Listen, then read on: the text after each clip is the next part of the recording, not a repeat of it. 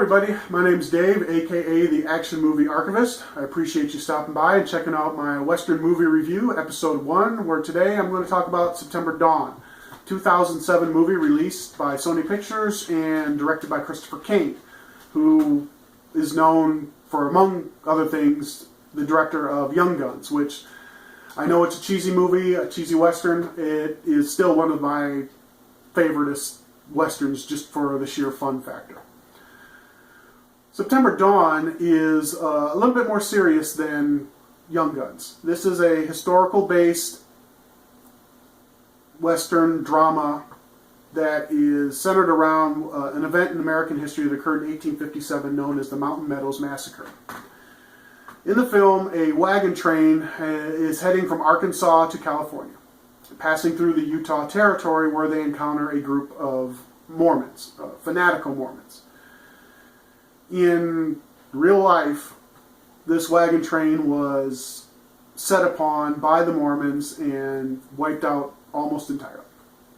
In the film, we have that historical context. A lot of the historical participants are portrayed, but to add fluff or appeal, a bit of a forbidden romance is introduced. We have two characters, the daughter of the wagon train's priest and the son of the fanatical Mormon leader of the area, engaging in love at first sight kind of stuff.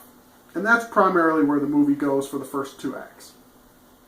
It stars Jon Voight as the primary antagonist. He is an amalgamation of several historical characters. In fact, he says as much when he introduces himself to the wagon train's leader as a bishop, the general of the militia, and the mayor of Cedar Grove, the local town.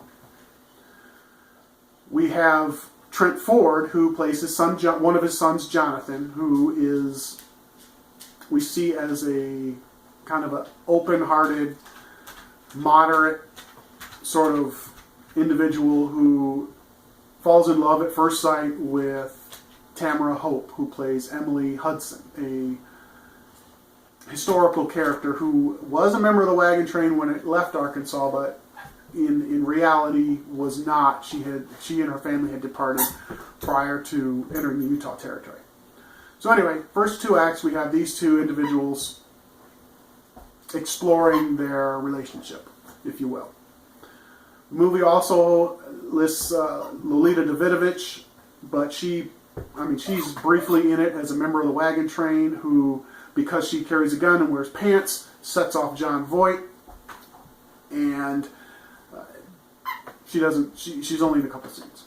Terrence Stamp also makes several appearances as Brigham Young, who in the film, and based on historical research, orchestrates this whole entire event, not directly having a hand in it, but essentially wishing the wagon train to be eliminated. Now, the Mormon Church and many of its followers have really come down hard on this movie, and I can understand why. The filmmakers have portrayed the Mormons here as fanatics, unbelievable fanatics. They are aggressive, distrustful, violent, and almost delusional. Well, not almost, they are delusional.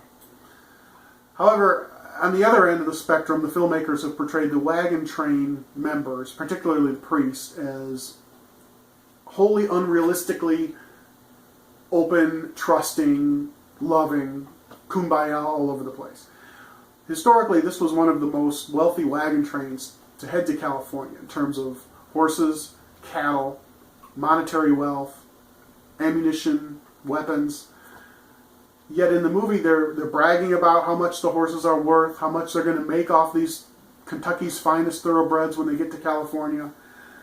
That would never have happened. Never would these individuals have been so trusting. However, I guess the filmmakers wanted to make sure we knew who the bad guys were, I guess. So that's one of the things I did like about the film was it was just too unbalanced, too unrealistic in that aspect. What I did like about the film was the pacing. It was a little slow to begin with because we're dealing with the whole Jack and Rose thing going on with these two characters in their romance.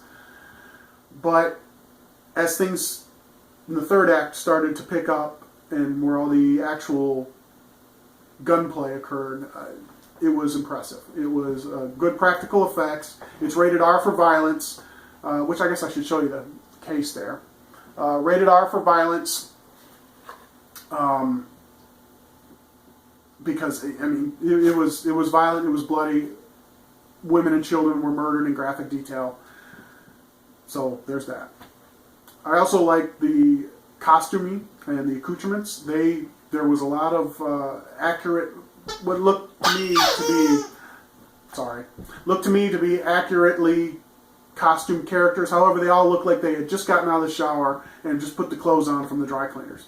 So very little grime to be seen, which would be a little bit, I don't know, seems a little odd to me if they've just been traveling for weeks across the frontier.